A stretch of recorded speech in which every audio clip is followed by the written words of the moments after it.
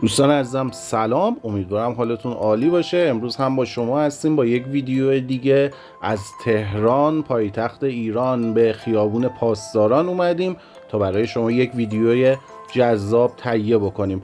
قبلا هم ویدیو مشابهی رو برای شما آماده کرده بودیم، منتها در فصل زمستان بود. حالا میخوایم حال و هوای پاسداران با درختانی سرسبز رو به شما نشون بدیم. با من تا انتهای این ویدیو جذاب همراه باشید.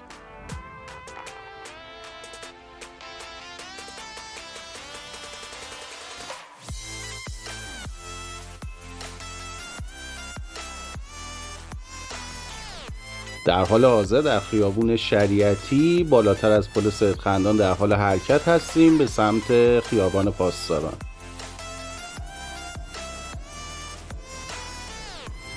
الان ساعت حدوداً 11 ظهر هست، دمای هوا 28 درجه و امروز هم یک روز تعطیل در ایران و تهران هستش.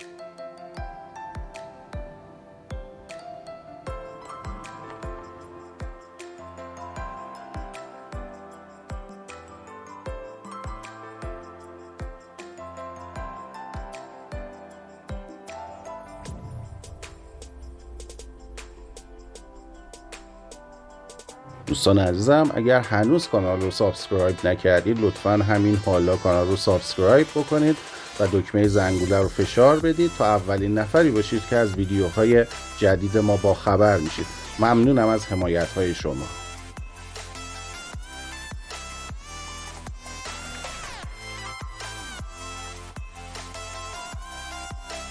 همچنان در خیابان شریعتی به سمت شمال و سرای زرابخانه در حال حرکت هستیم و از اونجا وارد خیابان پاسداران خواهیم شد.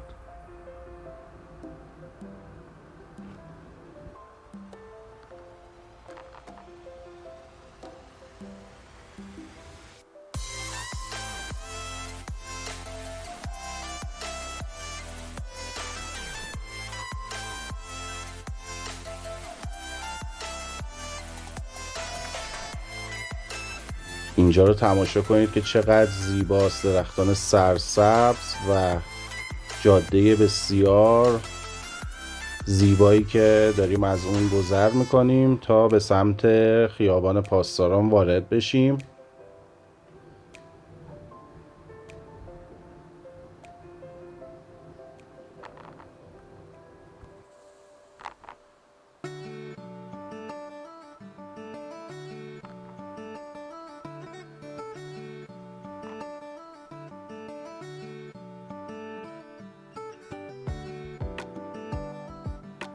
خب وارد خیابون پاسداران میشیم. امروز اگر میبینید اینجا انقدر خلوته به خاطر اینکه در روز تعطیل هستیم، وگرنه یکی از مناطق بسیار شلوغ تهران خیابون پاسداران هستش و معمولا ساعتها خیلی از شهروندان در ترافیک پاسداران گرفتار میشن.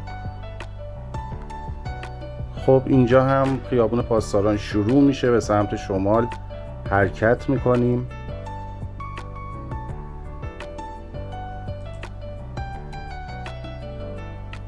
خیابان پاسداران در شمال شرق تهران واقع شده و پیش از انقلاب سال 1357 خیابان سلطنت آباد نام داشت. این خیابان که جهت شمالی به جنوبی داره مرز میان منطقه های 3 و 4 شهرداری تهران هست و شمال آن هم در منطقه 1 شهرداری تهران قرار گرفته.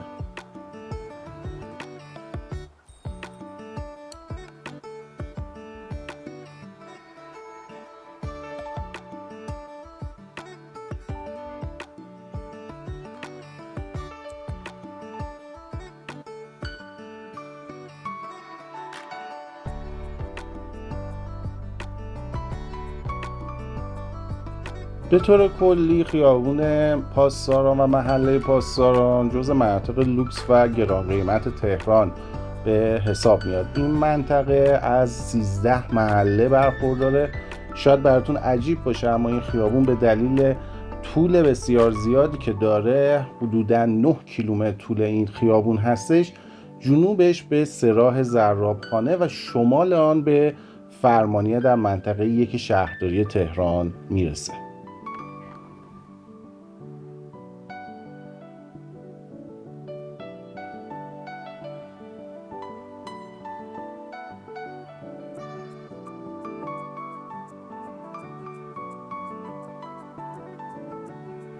مراکز خرید مهم و معروفی هم در محله پاسداران هستش، مثل مرکز خرید آرتمیس، مرکز خرید پاسداران، برج سفید، مرکز خرید احتشامیه، پرنس و مرکز خرید سامان که بیش از 14 مرکز خرید در این محله وجود داره.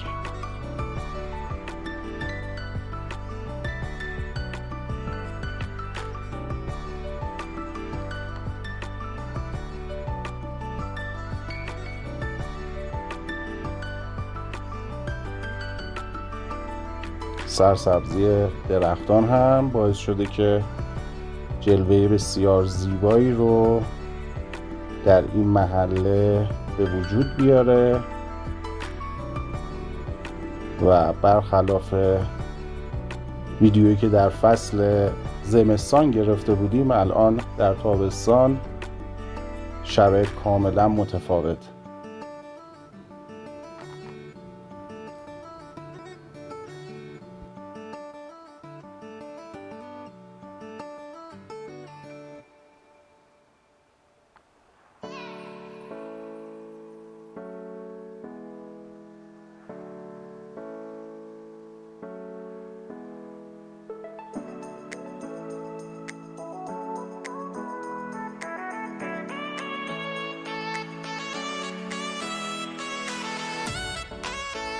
دوستان عزیزم، فراموش نکنید که اگر این ویدیو رو دوست داشتید حتما لایک بکنید، برای ما کامنت بگذارید. نظرات شما برای ما بسیار با ارزشه. اگر تا الان هم کانال رو سابسکرایب نکردید، لطفاً کانال رو سابسکرایب بکنید و دکمه زنگوله رو فشار بدید. ممنونم از حمایت های شما.